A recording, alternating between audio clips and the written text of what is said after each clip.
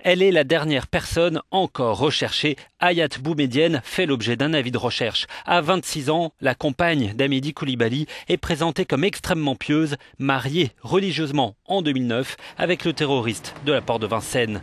Les enquêteurs croyaient au départ qu'elle avait suivi son compagnon dans le magasin Cacher attaqué. Elle n'était finalement pas présente dans le bâtiment. Sur ces images, son compagnon est abattu par les policiers au moment où il voulait sortir armé, menaçant.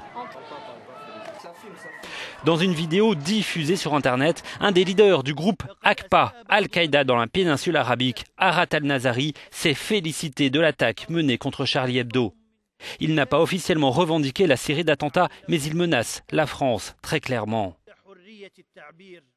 Ce matin, une nouvelle réunion de sécurité s'est tenue à l'Elysée. Plusieurs centaines de militaires sont déjà déployés dans Paris et les mesures de sécurité vont encore être renforcées. Nous sommes, compte tenu du contexte, exposés à des risques. Il est donc important que le plan Vigipirate, qui a été rehaussé pour la région Île-de-France et qui fait l'objet de mesures particulières sur le reste du pays, soit conforté au cours des prochaines semaines.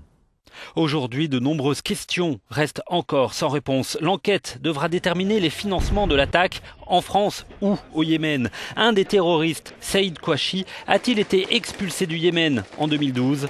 Enfin, quelles ont été les failles dans la surveillance des djihadistes les plus dangereux et présents sur le sol français ou à l'étranger ?